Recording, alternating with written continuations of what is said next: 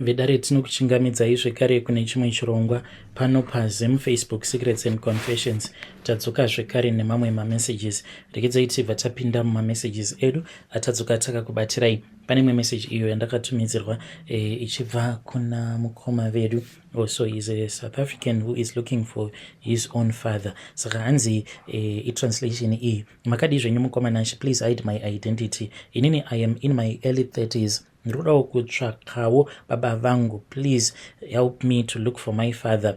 Zita ravo vainge vachinzi Sam Sitole. Handizivi kuti kuZim vainge vachibva kupi, and I don't know if vainge vachibva kuZim here kana kuti kuMozambique. Saka ivo vakauya muSouth Africa kuma 90s, uye zvekare zita remukoma wavo vainge vachinzi Carlos, uye zvekare vainge vachishanda pane imwe bottle store muno muSouth Africa. Kana kuina anyone uyo anovaziva, please mukoma nashi ndibatsireiwo, nekuti I would like to meet my entire family. I grew up wishing kuti one day dai ndikazosanganawo nefamily yangu, even to meet him. I don't need anything from him. I am working, uye zvekare ndine vana vangu. I just need to know him so that vange vachizosvikawo pakuona vazukuru vavo. Notify me after posting. Kana kuine anovaziva, please they can write in the comment section. Please ndibatsireiwo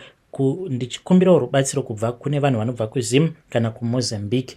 Pain yekuti hauzivi mubereki wako, it is not easy at all. Vedare ndo message iyo yandakatumidzirwa ichibva I think ichibva kuna mukoma vedu avo vari kutsvaka baba vavo. Saka hanzi vainzi Sam Stole. Ndichambozama kuvabvunza kuti havakwanisi here kubvunza mai vavo kuti vaibva kuMozambique here kana kuti kuZim.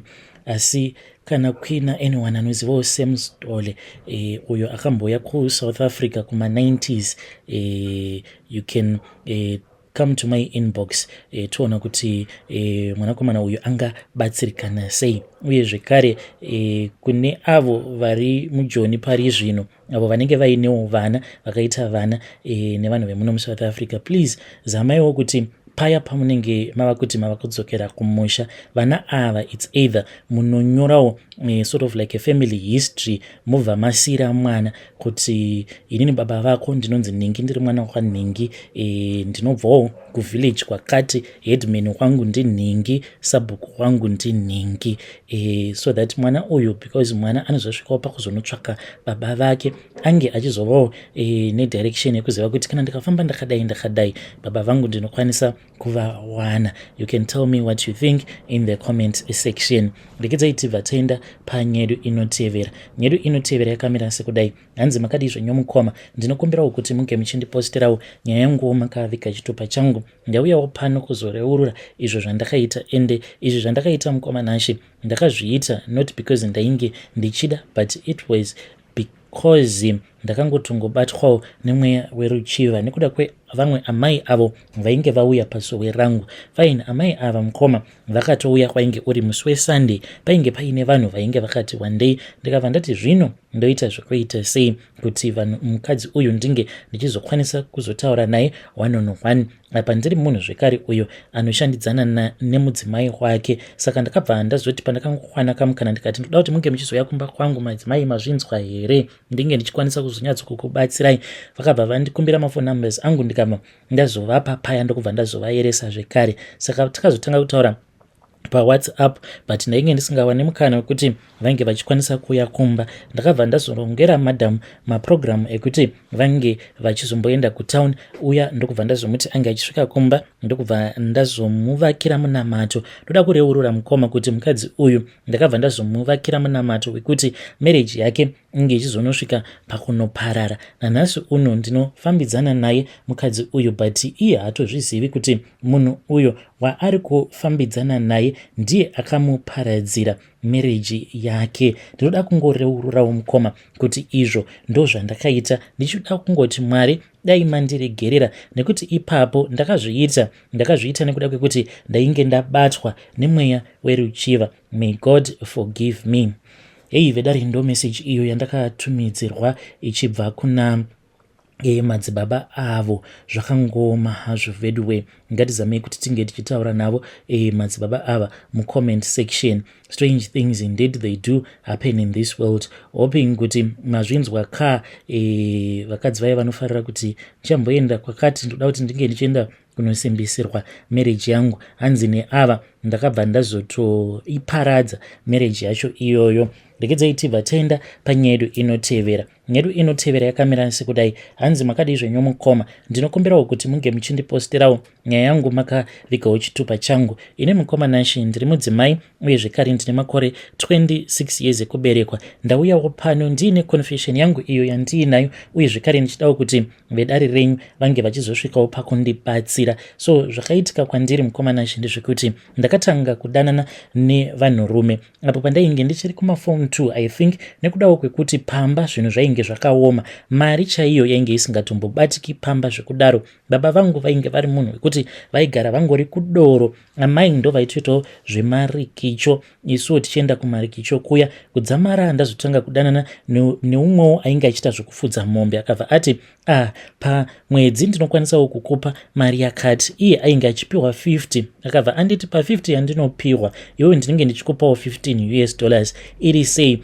Semwana wechikoro ainge ari kumaruzevha ndakabva ndatoona kuti ka $15 kangu each and every month ndichingodanana nemunhu kainge kasina kana kumboshata. Ndokubva ndatanga kudanana naye fudza mombe uya every month achitondipawo 15 kana kuti 20, pakati pose apa aitombopota achitombondipawo futi something. So mukoma Nashi ndakabva ndatoona kutoti izvi zvainge zviine mari, ndakatoti munhu uyu azvichaita kuti ndinge ndichidanana naye ari 1, zviri nani kuti nditsvake umwe so that ndizive kuti ndava kuwanawo ka 30 kana kuti ka 40 pamwedzi, ndinenge ndatofanana nemunhu anotoshanda. Saka kamari kandaiwana kai mukoma ndainge ndichitoya nemagroceries pamba, and amai vangu vainge vasingambondibvunzi kuti magroceries acho ndainge ndamawana kupi. Zvino ndakabva ndachizobatira pamuviri mushure mekunge ndatanga kudanana nevamwe baba vainge vaine magarden avo, saka vaigara vaine mari, but he was a married man. Ndokubva vatanga kundipa mari tikadanana paya, saka ndizivi kuti pakati pavo vari vaviri akazondimitisa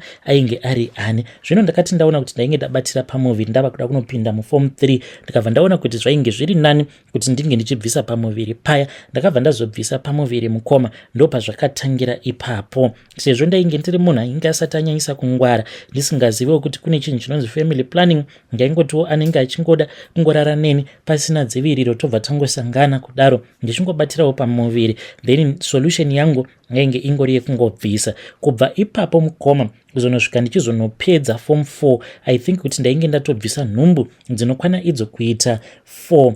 Then ndakazoti ndapedza kunyora O level yangu it was even worse pandakazouya muHarare. Ndakati ndauya muHarare mukoma ndikabva ndazotanga kushanda as a maid. Ndakati ndava kushanda as a maid ndakambochimhanya mukoma for the first year. Ndaiva munhu uya wekuti ndakaita sekunge ndakavhunduka Harare mukunofamba omu nekuda kwekuti ndiri munhu akanaka. Varume vazhinji vainge vongondimhanyira vachinditi ndoda kukuroora, ndainge ndisingatozivi kutoti ndoskiri ravo varume vemuHarare. Saka wose uyo ainge angoti ndoda kukuroora, ndaibva ndazamawo kuti ndinge ndichimurakidza kuti ndinomuda, then munhu uya aizoti kana dzimwe nguva andimitisa, then munhu uya ndobva ndazoona kutoti anenge atori nemamwe magirlfriends. Zvino mukoma Nashi ndakazosvika pakubvisa nhumbu idzo dzandinokwanisa kuverenga dzinokwana idzo kuita 9 dzandakabvisa. Saka ndakazoti zvino ndatanga kuenda kuchechi. Nanhasi uno mukoma ndichiri kusangana nedambudziko iroro, ndodawo kuti vedare renyu vange vachindibatsira.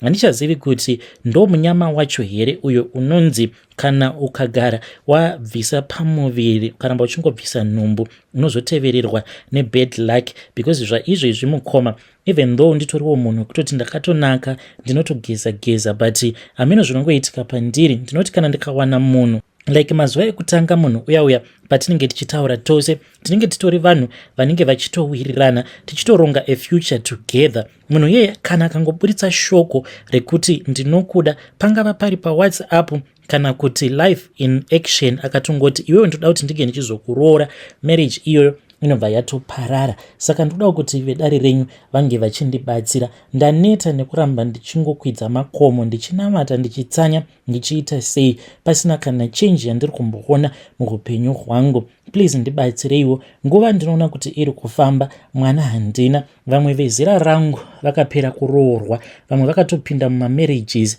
nemichato, vamwe ndo vatova nevana matutu. Inini still handisati ndava kana nemwana. Zvinova zviri zvinhu zvokuti zvinondirwadza, nekuti ndinoti kana ndikapinda murelationship, ndakambopinda murelationship neumwe airatidza kuti ainge ari serious neni, but pandakazongomuti ndainge ndisina mwana, akabva atanga kundibvunza mimwe mibvunzo yekuti ndainge ndava kutoshaya kutoziva kutoti ko what is going on, ndokubva tazosvika pakurambana. Hey, vedare ndo message iyo yandakatumidzirwa ichibva kuna ndo message yandakatumidzirwa ichibva kuna vanzvadzi vedu. Please ngatizamei kuti tinge tichitaura navo vanzvadzi vedu ava mucomment section. Zvakangooma hazvo vedu we, hanzi no matter what I try to do, nongoti ndikangodanana nemunhu kana tikaita 1 week then chitoti at least tatombolasta in a relationship, munhu anongoti andinyenga sanhasi tasangana mutown, ndamupa mafone numbers, tarara tichitaura paya, tiri murudo, the following day munhu uya zi kutomutaudza ingori zi. Saka hanzi handizivi kuti problem yakatangira pakuti ndakambobvisa here nhumbu idzo dzaari kuti dzinotosvika kuma9 dzaakabvisa, kana kuti panewo zvimwewo zviri kukonzeresa. Ngatimubatsirei mucomment section. Ndegedzaitibva taenda panyedu inotevera. Nyedu inotevera yakamira sekudai. Hanzi hello mukomanashi, inini ndiri mukadzi ane makore 47 ekuberekwa, ndine vana 3, vasikana 2 nomukomana 1. Dambudziko rangu rakamira rakadai: ndakarera vana vangu zvakanaka vakakura. Mumwe ane makore 27, mukuru mudiki ndiye ane 24. Chinondirwadza chatondikonzera ndiramwe musha mumafamily issues. Vana vangu vanodawo zvekuroorwa, but mapromises anogumira munzira zvichingopata. Zvasvika pakundivenganisa nehama dzose dzevarume kusanganisa iye. Handizivi kuti ndobatsirikana sei. Vana vangu vatambura apo vakazvichengeta sei. Ukahwa mwana oti ndodawo imba yangu, unoshaya zano kuti ndodii. Mabasa chaiwo 0, asi vakatodzidzawo. Ndinosiwa vamwe vachibatsirika pano, vanogona kubatsira vana vangu vapewo nhamba dzangu, chero muchida kuwana vokubatanidzwa navo kwavo ndibatsireiwo. Vana vangu vane hunhu, vanotya Mwari, ndatenda mukandibatsirawo. Ndowanikwa kuHarare, ivo vari kuKwekwe. Hey, vedare ndo message iyo yandakatumidzirwa ichibva kuna ndo message yandakatumidzirwa ichibva kuna vanzvadzi vedu. Zvakangooma hazvo vedu we, please ngatizamei kuti tinge tichitaura navo mucomment section. Yeah, strange things indeed they do happen in this world. Yeah, zvakangooma hazvo, ngatizamei kuti tinge tichitaura navo mucomment section. Ndegedzaitibva taenda panyedu inotevera. Nyedu inotevera yakamira sekudai so: hanzi makadi zvenyu mukoma, ndinokumbirawo kuti munge muchindiposterawo nyaya yangu makavigawo chitupa changu. Inini mukoma ndiri mudzimai, uye zvekare ndine makore 34 years ekuberekwa. Handidi zvinhu izvi zviri pandiri. Zvinhu izvi zviri pandiri mukoma zviri kundikanganisira life yangu, uye zvekare ndiri munhu wekuti handina munhu wandinokwanisa kuwirirana naye. Mukoma nashi, pandakatemererwa zvinhu izvi ndaiti zvimwe kuda kwainge kuri kungotamba. Ndaiwiriranawo neimwe friend yangu uyo mai vake hatingati vaisvikirwa as such, but vaiva n'anga. Ende takazonzwa zvichinzi pakazoya umwe tsikamutanda ainge oti amai vacho vainge vakaita zvokunotengera mashavi ekuti vakwanise kurapa. Saka ndaiwanzokunoswera pamba pefriend yangu. Saka vakabva vazotitora one day vakabva vati hamudi here kuti munge muchizokasika kuroorwa. Isu mukoma takabva tati tinoda. Saka vakabva vazotitora vakabva vazoenda nesu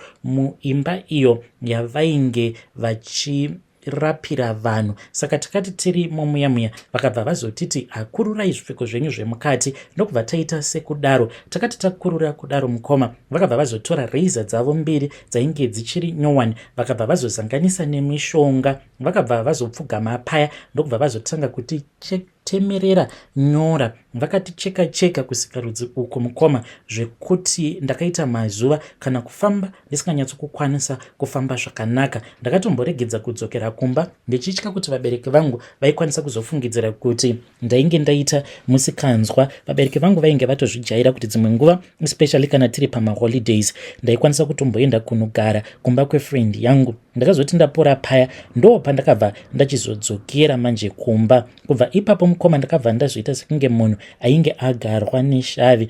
Zvivi zvandakaita ini mukoma zvinokwanisa kutosvika pakubuda panews. Pane pamwe amai mushure mekunge ndatemererwa nyora idzodzo, then amai vakabva vazoenda kunhamo, vainge vachida kuenda neni kumusha kwavo, ndikabva ndakaramba mukoma nekuda kwekutoti ndainge ndabatwa nemweya wakashata. Amai vakati tichingonovakwidza bhazi, ini ndikabva ndatotsauka, ndikabva ndatoenda kumagrosa ndokubva ndatotenga doro. Ndikabva ndati kuna baba, ndakutengerai doro. Baba vakabva vati, wagona mwanangu, ko mari yacho waiwanepi? Izvo ndainge ndatovimbisawo umwe murume kuti ndainge ndichazosangana naye pabonde mushure mekunge andipa mari. Mukoma nacho baba vakati vachiti chindipaka ndinge ndichienda kunonwa. Ndikati hai baba, muchienda kunonwira kumba. Takazoti tasvika kumba kuya ndokubva ndamhanya ndikabva ndaenda kune shamwari yangu ndikati ange achindibira mishonga kana mishonga yaainge achingoziva inozoita kuti murume ange achizomutswa nyama dzake. Akapinda maigara mishonga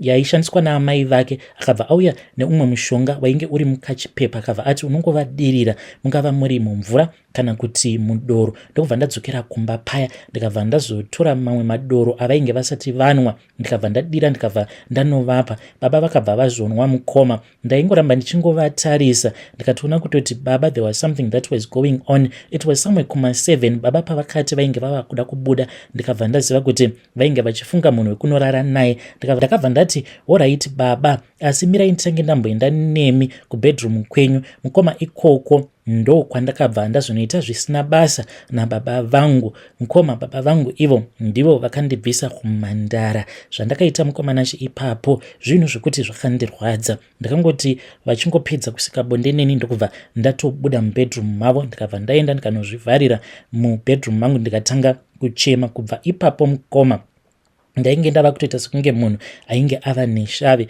Kusvika pari zvino ndo zvandichiri mukoma, ndiri munhu wekutoti ndinotongokwezva varume kuti vange vachiuya kwandiri, ende zvinhu izvi zvandinoita handizvidi. Handizivi kuti ndinofanira kuti ndinge ndichiita sei. Please ndibatsireiwo mukoma Nashi. Vedare ndo message iyo yandakatumidzirwa ichibva kune mwanasikana uyu. Ngatizamei kuti tinge tichitaura navo comment section. Zvakangoma hazvo vedway, handizivi kuti zviri pandiri ndingazvifambisawo sei. Strange things indeed they do happen in this world.